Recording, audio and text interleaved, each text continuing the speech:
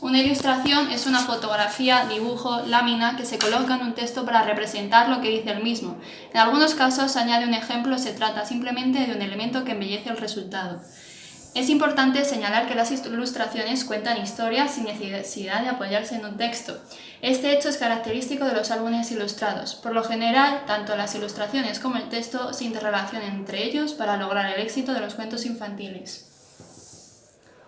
Por este motivo consideramos tan importantes las ilustraciones, puesto que a través de estas transmite una serie de ideas a los niños. Por eso, a través de un autor, hemos podido contemplar el significado real de esto. Para la entrevista, primero buscamos un ilustrador, a través de sus redes sociales. A continuación, preparamos un guión, con preguntas generales y específicas sobre sus trabajos.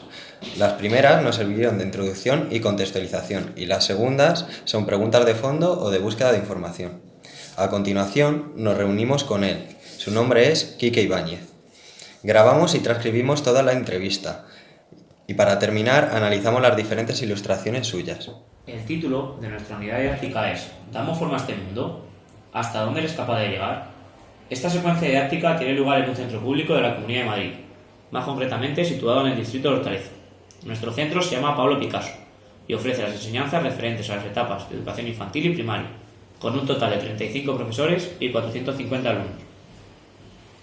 El nivel sociocultural de este centro es medio. En cuanto a lo que se refiere a la elección del curso, nos centramos más concretamente en tercero de primaria. Nuestra aula cuenta con un total de 22 alumnos, los cuales 9 son chicos y 13 son chicas, de los cuales 6 del total son extranjeros, los cuales no presentan problema ni con el idioma y están perfectamente adaptados. En cuanto a los conocimientos previos, desde su escolarización, nuestros alumnos han trabajado en múltiples formas de expresar tanto sus sentimientos como pensamientos, a través de múltiples técnicas artísticas.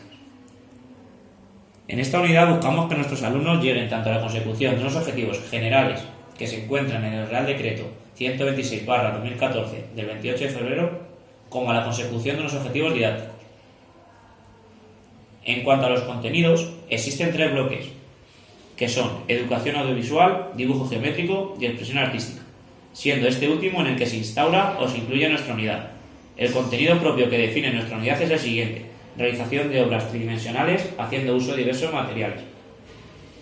Tras encuadrar nuestra unidad en uno de los bloques en los que se dividen los contenidos de la asignatura, sería recomendable presentar los contenidos principales, atendiendo a la división que en ellos se realiza: conceptos o conocimientos, procedimientos o destrezas y actitudes o valores.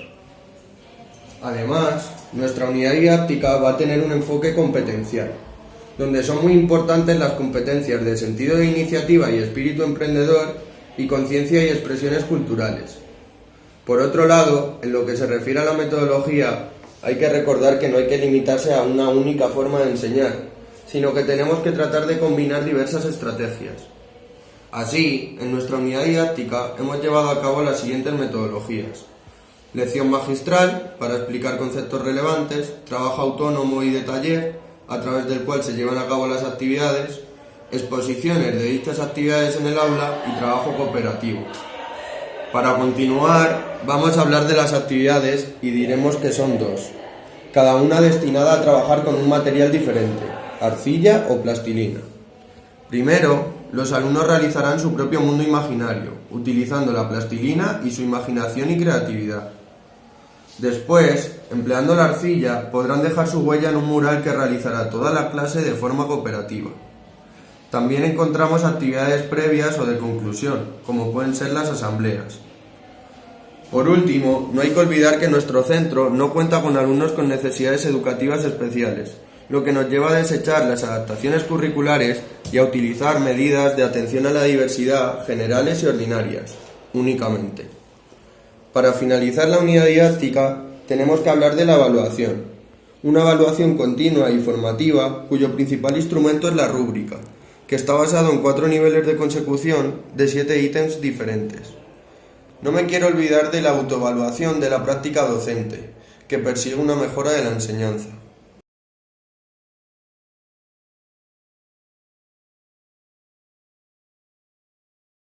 Si hablamos de los principios de dibujo infantil, hay que tener en cuenta que cada persona tiene su propia forma de dibujar. No hay dos personas que dibujen de la misma idéntica manera, al igual que sucede con el modo peculiar que cada persona tiene de moverse. Las imágenes y escenas que dibujan espontáneamente las niñas y niños ofrecen o presentan en conjunto unos rasgos y formas, características que los distinguen con toda claridad de otros grupos o tipos de imágenes. El primero, los niños y niñas antes de cumplir los 2 años de edad comienzan a dibujar de forma espontánea y natural con cualquier tipo de técnica. Los dibujos infantiles presentan unas características que serían un estilo artístico propio. Además, la mayoría de los dibujos y pinturas infantiles son llamativos. Si hablamos de los principios, que son 10, veremos de qué manera dibujan los niños. El principio de aplicación múltiple, que sería el primero, dice por el que una misma forma puede servir para representar muchas cosas diferentes. Una cosa es extensa y redondeada y se representará por un círculo. Una cosa es longitudinal y alargada y se presentará por una línea. El segundo principio de la línea de base dice que la línea de base es una línea horizontal que cruza de parte a parte la zona inferior del dibujo, sobre la que se apoyan o sostienen los personajes, las plantas, animales, construcciones y objetos. El principio de perpendicularidad dice que la relación entre un objeto y la base en la que se apoya es preferentemente perpendicular, sea cual sea la orientación espacial. El cuarto principio de la importancia del tamaño dice que las figuras humanas, las partes del cuerpo, los objetos más importantes, ya sea desde un punto de vista emocional, funcional o semántico, deben tener un tamaño mayor que los elementos secundarios. El quinto principio de aislamiento de cada parte del conjunto dice que para representar un conjunto compuesto de elementos similares, ya sea dedos, pelo o césped, se preferirá normalmente dibujar los elementos constitutivos uno a uno.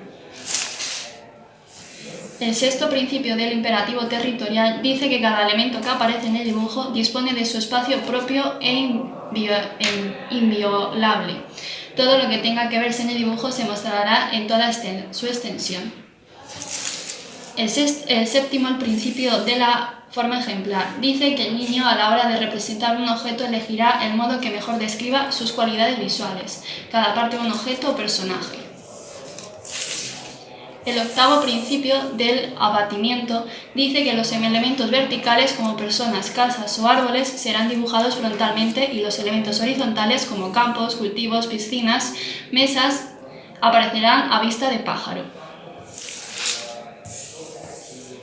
El noveno, el principio de simultaneidad de distintos puntos de vista dice que cada parte de la figura se dibujará de acuerdo con el punto de vista que más se aproxima a la forma ejemplar de esa parte. Las orejas y los ojos se presentarán habitualmente de frente, ya esté el conjunto de la cabeza frente o de perfil. Y el décimo es el principio de visión de los rayos X. Por este principio en los dibujos se puede contemplar tanto el interior como el exterior de los edificios y vehículos. El siguiente trabajo que hemos realizado es una comparación de libros. Para ello, hemos analizado 2 libros, uno de Anaya del 1997 y otro de Santillana del 2012, ambos para tercero de primaria. En ellos hemos analizado los objetivos del BOE. Estos en verde son los que sí cumple el libro de Anaya y estos son los que no. El libro de Santillana cumple estos objetivos y estos son los que no. Posteriormente hemos realizado una valoración de ambos dos.